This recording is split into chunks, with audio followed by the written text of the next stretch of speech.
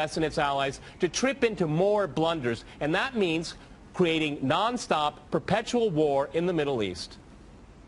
Well, I'm going to make this interesting and disagree with everyone. Okay. I do not accept the premise, which probably isn't too much of a surprise, but nonetheless, I reject the premise that the whole point of the so-called war on terror or investing in the Mujahideen was to somehow fight terrorism or to make a better world.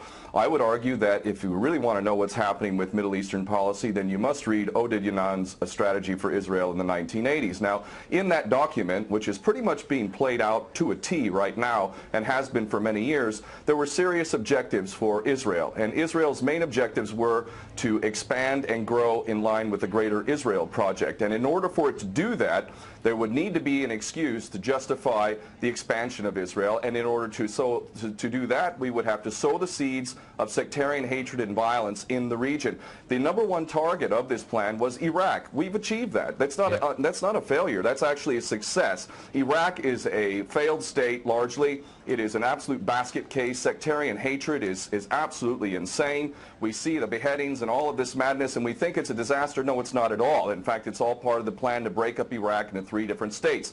When we look at Syria, we also find that the goal is once again the same thing: sow the seeds of sectarian hatred and basically turn that nation into a basket case. This is happening according to plan as well. Now, ISIS, funny enough, could stand for the Israeli Secret Intelligence Service. Many people are seeing the very big benefits to the state of Israel, the so-called Jewish state of Israel, by the breakup and the balkanization of the surrounding states. So actually, if you believe what's being told to you, and I just don't know why anyone would believe anything that comes out of the mouth of virtually any Western leader, whether it be Obama or Bush or any of the rest of them, all of these people are nothing but patent liars, and everything they say is pretty much the opposite of the truth. So I don't accept virtually anything they say. Okay, good. Violence. Barack Obama did not bite at the opportunity to get involved in Syria a year ago. In fact, at the time when he was ready to start bombing Assad, just about 13 months ago, and we have he backed off as soon as the first excuse came to mind. We've been supporting ISIS. There is absolute continuity between the policies of Iraq and breaking it up and breaking up Syria as well. It is beyond naive to suggest that the U.S. doesn't have its fingerprints all over ISIS. In fact, tell me this: why has ISIS never once, or al-Nusra Front or al-Qaeda, not once have they attacked Israel? In fact, ISIS militants are getting medical attention in the Golan Heights and in Israel itself. What does that tell you?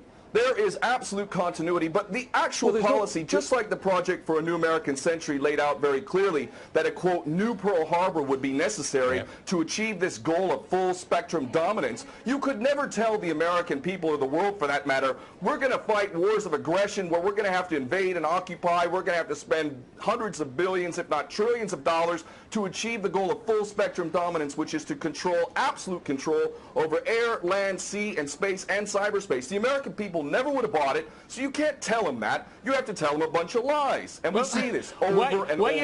What you have to do, Ken, if I can go... It would absolutely no question that there must always be a boogeyman. In fact, you're sitting in Russia now. For 50 years plus, we were fighting this Cold War that really was an absolute charade to begin with. There never really was a threat of a Soviet invasion. And for decades, we spent insane amounts of money developing nuclear weapons to the point of really completely, totally collective insanity. And here we sit today in a world that threatens a third world war with a policy that is clearly intended to totally destroy Syria. Let's see what happens. If we take Bashar al-Assad out of the equation in Syria, does anybody with half a brain not understand that that vacuum that's going to be created is going to be a vacuum filled by the most powerful interests there? And who is that right now? Well, that would be our best friends and allies, these little Frankenstein monsters that we create, whether it's al-Qaeda or al-Nusra Front or the latest ISIS monster that we've created. Those are the ones that are going to fill that vacuum, and that fits perfectly in line with Oded Yanan's A Strategy for Israel in the 1980s. And if these other two gentlemen haven't read that document, I seriously suggest you do. Another thing that's really worthy of pointing out is the so-called Islamic State is anything but Islamic. And yes, there is a war on Islam.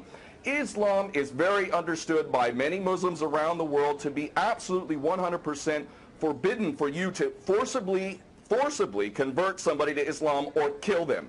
This is totally untrue. Back in the medieval times, when there was Muslim empires, it was an absolute understanding and policy amongst the Muslims who were in charge at that time that those who practiced whatever religion were allowed to continue practicing that religion, and they were not even forced to pay taxes into the Muslim empire itself. However, if people wanted to practice that religion, they would not be able to derive the benefits of the tax system and so on and so forth. The bottom line is no Muslim in their right mind would justify going in and literally executing men, women, and children simply because they don't convert to your religion. These people are not Islamic. They are creations of the monster, which is the empire of the United States and all its cohorts in Israel and England in particular. And this monster is purposely created to justify the continuing insanity of the never-ending war policy, which is really the core of America. And that is exactly why I renounced my U.S. citizenship. This madness cannot be considered anything but the major threat to the world.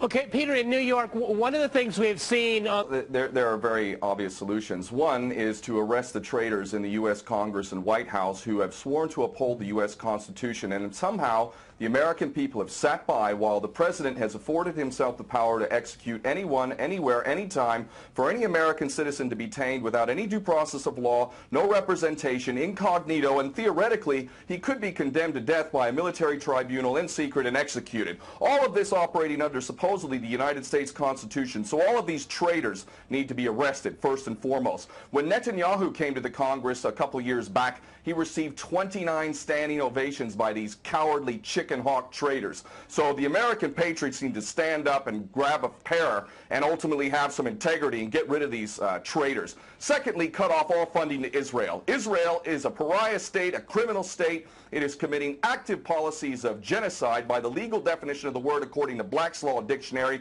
That country needs to be cut off right now. All of their attention needs to turn inward. Stop your little empire endeavors and full spectrum dominance and all of this sort of madness. Start taking care of your infrastructure back home. Start taking care of the American citizens who have worked their whole lives and now find themselves wondering how they're going to keep a roof over their head.